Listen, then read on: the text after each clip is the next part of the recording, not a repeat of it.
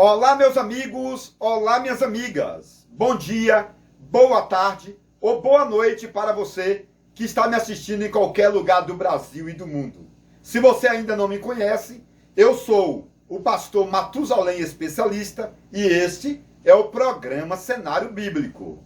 É um prazer, pessoal, muito grande poder entrar em sua casa e compartilhar um pouquinho da Bíblia Sagrada. Hoje eu estarei falando sobre a diferença entre hebreus, israelitas, judeus e palestinos. Portanto, meu amigo, pegue o papel e a caneta para fazer todas as anotações possíveis, porque eu vou deixar pérolas, eu vou deixar detalhes que a maioria dos estudiosos ainda não pregaram ou ensinaram nas escolas teológicas do Brasil. Portanto, é muito importante você assistir esse vídeo até o final.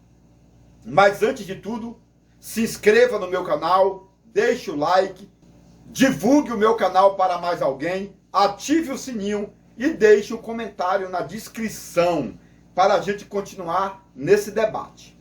Meu amigo e minha amiga, já pegou o papel e a caneta? Já se assentou? Então, parabéns, vamos aprender sobre a diferença, porque muita gente não sabe. Inclusive, alguns pastores e pregadores não sabem responder o que significa um hebreu, ou um israelita, ou um judeu, ou um palestino. Por exemplo, se alguém fizer esta pergunta para você, o que você responderia?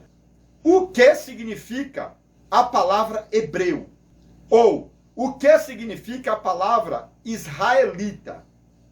Ou, melhor, o que significa a palavra judeu e palestino? Você sabe?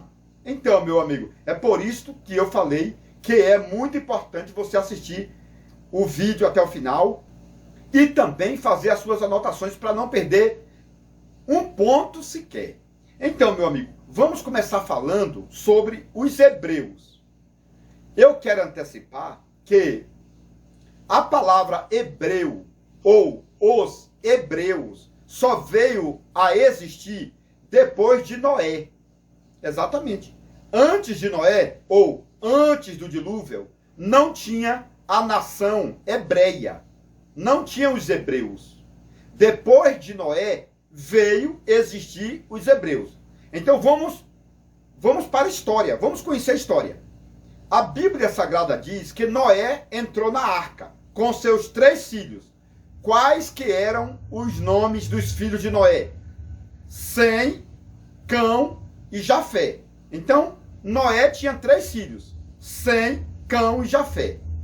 O filho primogênito de Noé, chamado Sem, foi abençoado por Deus. Sem foi abençoado por Deus. E a partir de Sem, veio a existir várias gerações, várias personalidades. E uma das personalidades, ou seja, um dos descendentes de Sem, se chamou Eber. E este Eber foi um homem abençoadíssimo por Deus. E aí, você vai me perguntar, pastor Matusalém, por que Eber foi abençoado por Deus? E eu vou responder para você. Meu amigo, a história diz que Eber não ajudou na construção da Torre de Babel. Preste atenção.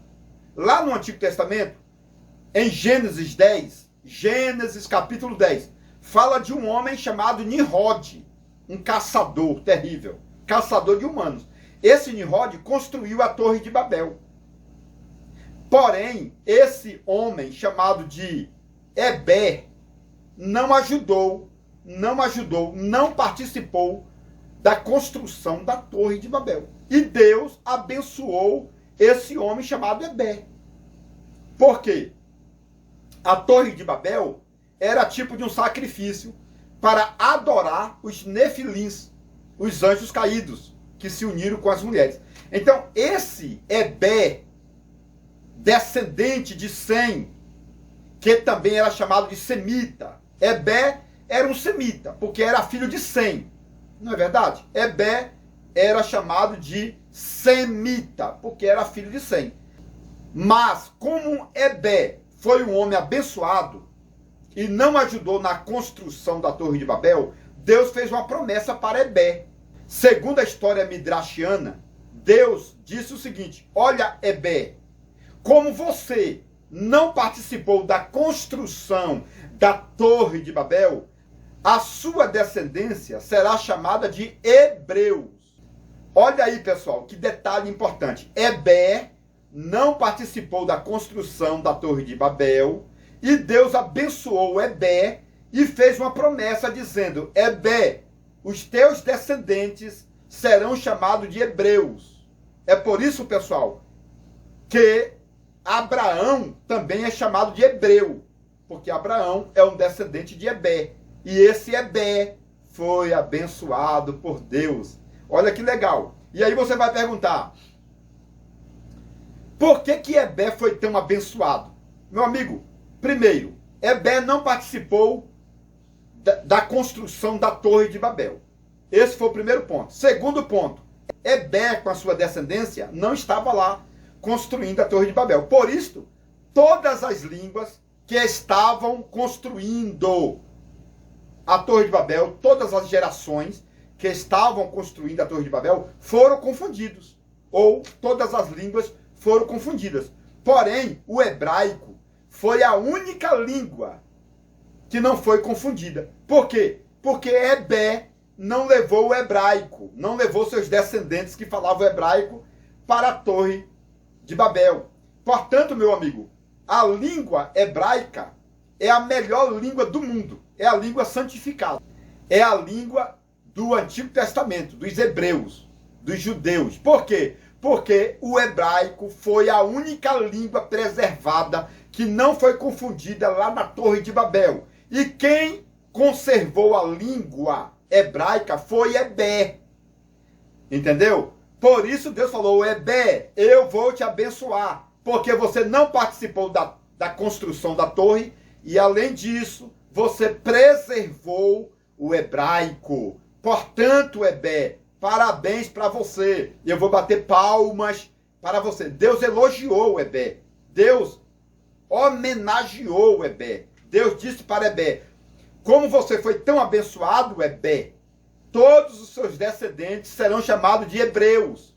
E, além de tudo, Deus falou, eu vou santificar a língua hebraica, porque a língua hebraica foi a única língua que não foi contaminada na Torre de Babel. Então, se alguém perguntar qual é a língua original de Deus, você vai falar: a língua original de Deus foi a língua que Deus santificou, o hebraico. Jesus também falava o hebraico, tá entendendo? Porque é a única língua que não é mesclada com língua nenhuma na Torre de Babel. Anotou tudo isso? Parabéns, vamos continuar, porque os detalhes são minuciosos. E aí, pessoal, vai surgir uma outra pergunta ainda sobre os hebreus. O que significa a palavra Ebé? Meu amigo, essa palavra Ebé é uma palavra hebraica e tem várias etimologias. Ou seja, a palavra Ebé contém mais de 7 significados. Olha aí, pessoal. A palavra Ebé tem mais de 7 significados. Então, podemos dizer aqui que a palavra Ebé, em primeiro lugar, significa aquele que é Senhor. A palavra Ebé pode significar Senhor, maioral, potente. Entendeu? Esse é o primeiro detalhe. Mas a palavra Ebé também pode significar aquele que passa por cima do obstáculo. A palavra Ebé também pode significar aquele que atravessou os rios. Olha aí, pessoal. Então, pode observar que a palavra Ebé tem vários significados. Outro exemplo, a palavra Ebé pode significar viajantes, andarilhos. Pode significar também conquistadores, desbravadores. A palavra Ebé também pode significar aqueles que foram batizados. Então, pessoal, essa palavra Ebé dentro da etimologia hebreus, hebreus, tem vários significados. Então, se alguém perguntar para você o que significa a palavra Ebé, você vai responder: Ebé significa Senhor, ou aquele que passa por cima. E se alguém perguntar o que significa um hebreu, você vai dizer: um hebreu é um descendente de Ebé. E a palavra hebreu ou hebreus significa aqueles que são viajantes, aqueles que são conquistadores, aqueles que saem dominando a terra.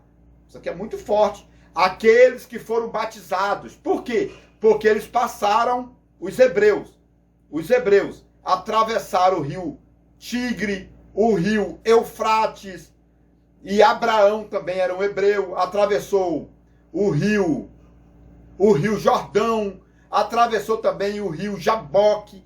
Por isso que hebreu significa aqueles que foram batizados em 4 rios. Isso que é muito forte, pessoal.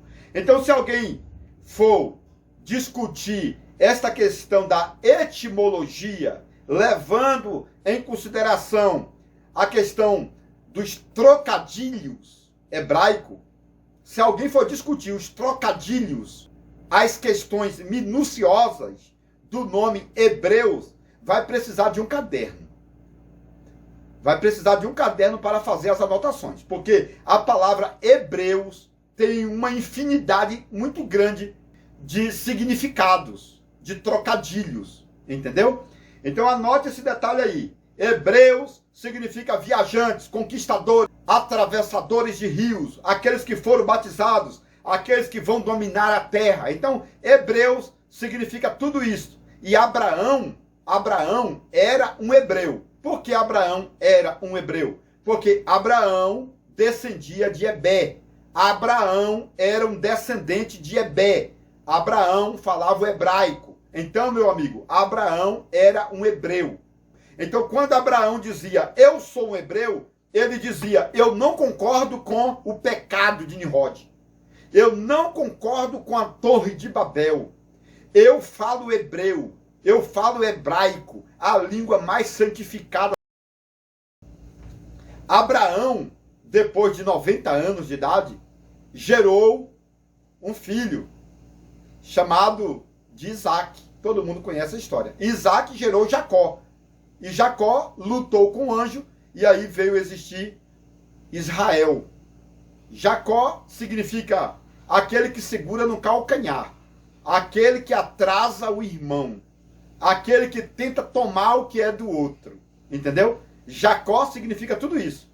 Aquele que rouba, ou aquele que tenta roubar a bênção, segura no calcanhar e puxa para trás. Aquele que puxa o tapete para o irmão cair. Entendeu? Então, assim, Jacó significa tudo isso e muito mais. Essa palavra Jacó tem 10 significados. A palavra Jacó. E aí, Jacó lutou com um anjo teofânico ou cristofânico.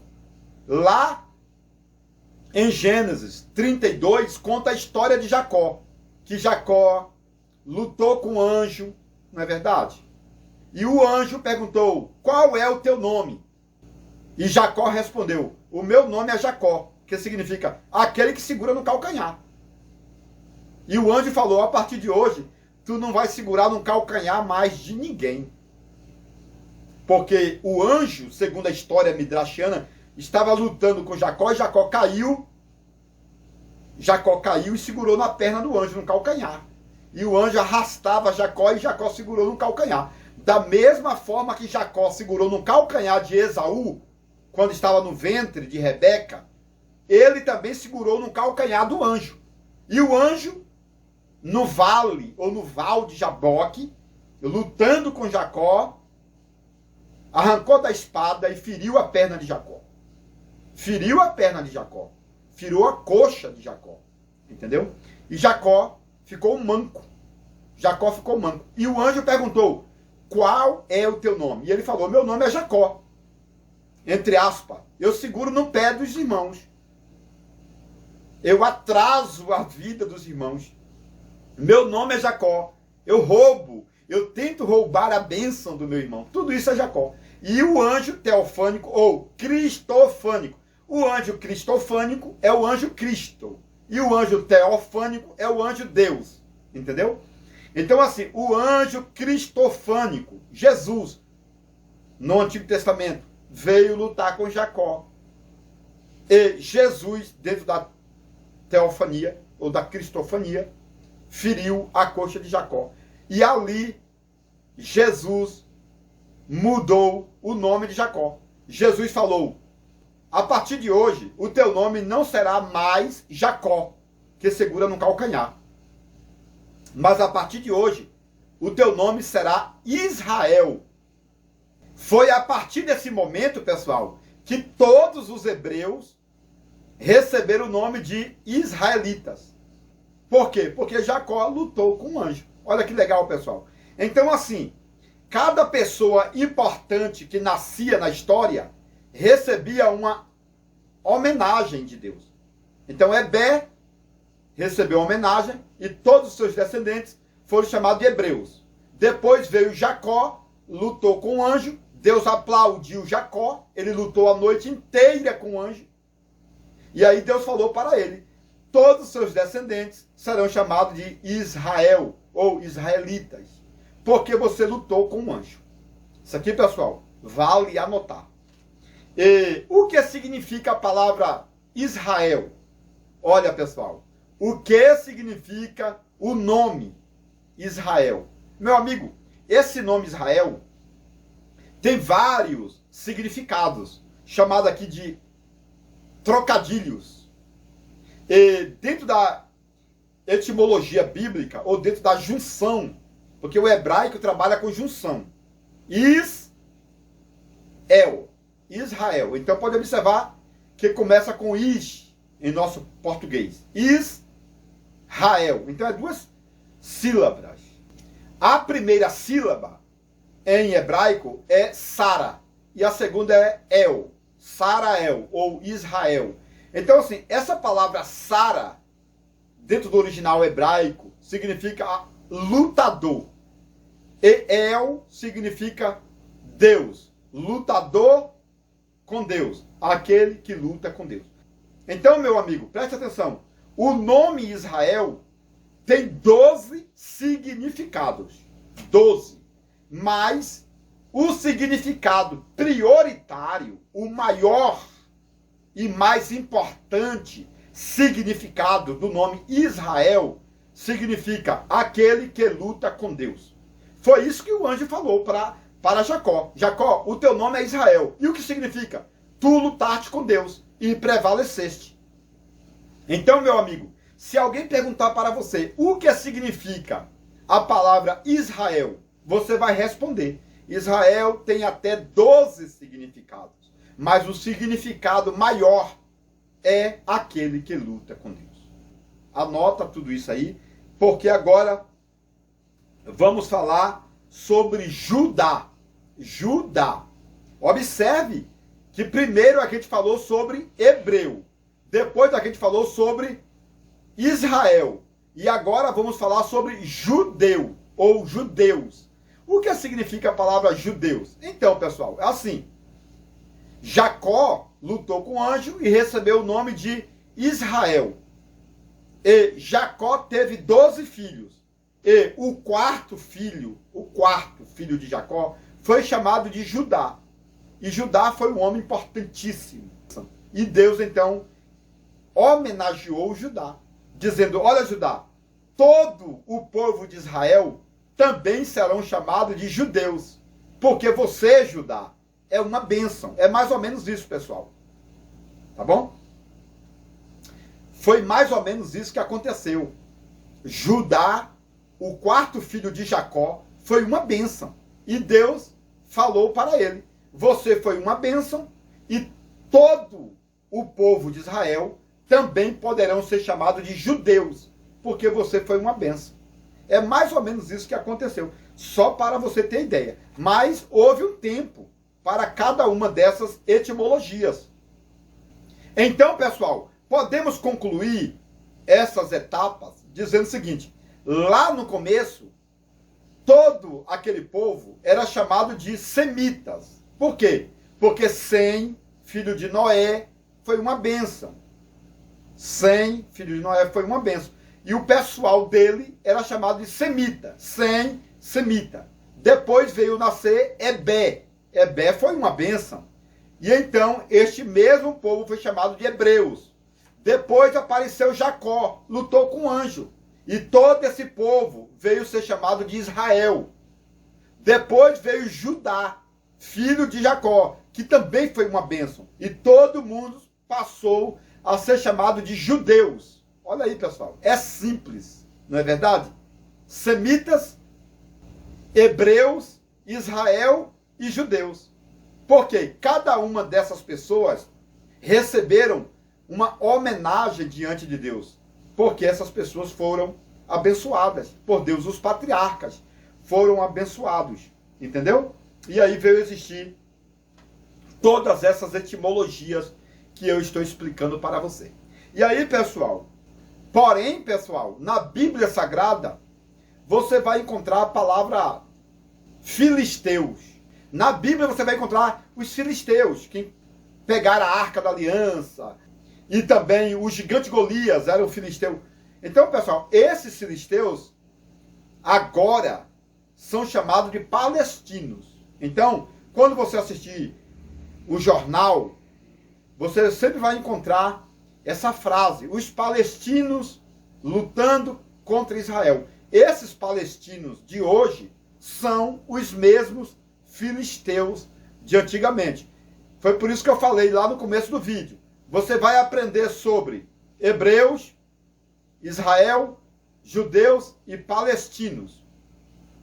Porque muita gente não sabe que os filisteus hoje são chamados de palestinos.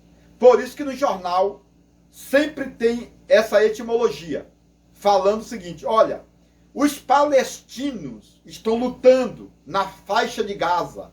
Os palestinos soltou uma bomba lá e matou 10 judeus. Quem são os palestinos? Os mesmos filisteus de antigamente. E agora, pessoal, para terminar esse vídeo, eu quero apresentar para vocês os livros que eu tenho nas redes sociais para você adquirir e continuar crescendo na graça e no conhecimento. Olha os livros aqui. O primeiro livro é o livro do Gênesis, a revelação completa. Esse livro é para professores e professoras. Olha que maravilha, com 715 páginas. O segundo livro que eu lancei é o livro dos sermões e as pérolas do conhecimento. E aí, pessoal, eu lancei também o terceiro livro, que é o livro ministerial A Olaria de Obreiros. E agora eu estou terminando o quarto livro, que é o livro de ouro do pregador absoluto, A Glória do Conhecimento. Então, se você quer conhecer tudo isso e muito mais, adquira todos os livros na promoção. Basta mandar uma mensagem para esse número que está aqui na descrição do vídeo, ou na tela do vídeo, tá bom? Tem na tela e também tem na descrição do vídeo o número do meu celular para você mandar uma mensagem de WhatsApp para conquistar todos os livros na promoção. Inclusive, pessoal, o livro de ouro do Pregador Absoluto, que é o quarto livro, já está na pré-venda. Você já pode estar adquirindo na pré-venda o quarto livro, que é o livro de ouro do Pregador Absoluto, A Glória do Conhecimento. Então, meu amigo e minha amiga, você com esse vai aprender muitas coisas boas, detalhes que a maioria dos estudiosos ainda não falaram nas redes sociais e nas faculdades teológicas. Então compre, adquira, cresça. Porque quando você dizima lá na igreja, você está trazendo recurso para a igreja e também uma promessa para a sua vida financeira. Quando você também oferta, você está repreendendo o devorador, o destruidor. Então, dízimo e oferta é para o teu crescimento financeiro. Agora, quando você compra um livro com esta magnitude, você, meu irmão e minha irmã, está investindo em você. É uma coisa sobrenatural. Não é dízimo, não é oferta, é muito mais do que isso. Dízimo e oferta é para a igreja, é para o alimento do pastor, é para o crescimento da igreja. Dízimo e oferta é para isto. Agora, quando você investe no teu conhecimento, aí é eterno. Você vai levar para a eternidade. Porque o teu dízimo vai trazer o carro, a casa, o bem financeiro para a sua vida. Agora, o conhecimento, você vai levar para a eternidade. Tudo que você tem de bom financeiramente vai ficar aqui no planeta Terra. Quando você morre, tudo fica. Quando você for no arrebatamento, tudo vai ficar. O teu carro, a tua casa, a tua fazenda, entendeu? Os teus livros, a tua biblioteca, vai ficar tudo, meu irmão. Agora, tem uma coisa que você vai levar, é o conhecimento que você aprendeu. Isso aí você vai levar para a eternidade. Então, compre materiais bons. Compre materiais para você investir no seu conhecimento. Porque quando chegar nas mansões celestiais, você vai apresentar o que você tem de melhor. E se Deus perguntar, o que você tem de melhor? O que você tem para oferecer? O que você tem para continuar na tua posição abençoada lá nas mansões celestiais da Nova Jerusalém? O que você tem para continuar crescendo lá? Tem sabedoria? Então, meu irmão, invista no teu conhecimento. Porque o conhecimento é algo que você vai levar para a eternidade. E os teus bens financeiros é algo que você vai deixar para os teus filhos, para a tua família. Não é seu, não. Entendeu?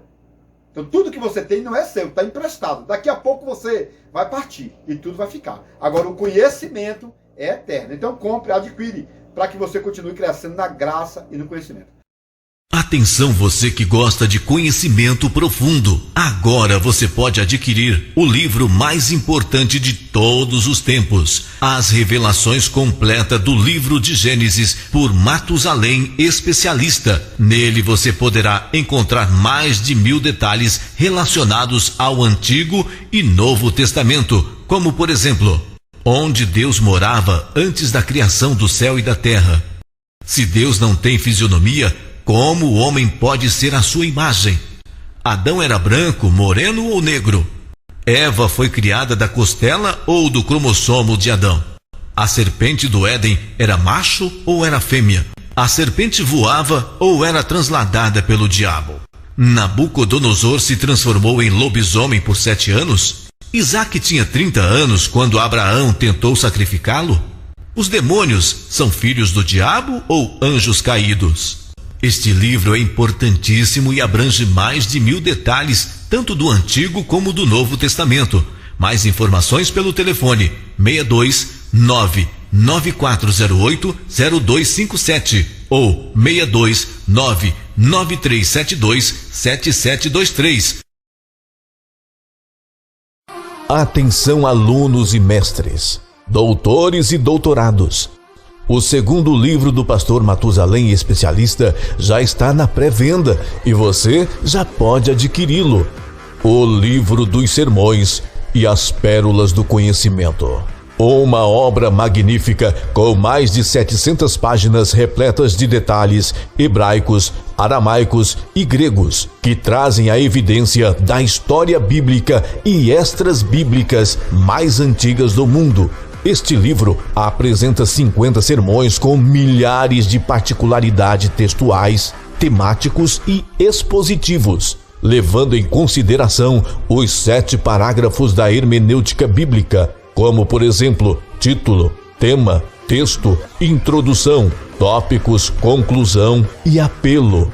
No Livro dos Sermões, você vai encontrar detalhes culturais, biográficos, geográficos e linguísticos que a maioria dos estudiosos brasileiros nunca ouviu falar.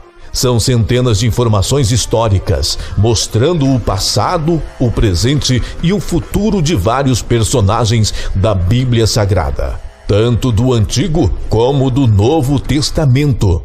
Quero antecipar que verdadeiro sermão é formado com começo, meio e finalização. Portanto, este livro dos sermões é essencial para que todos os leitores continuem fazendo sermões, mensagens e palestras diferenciadas e continue crescendo na graça e no conhecimento. Ligue agora mesmo e reserve o seu exemplar pelo número 62994080257.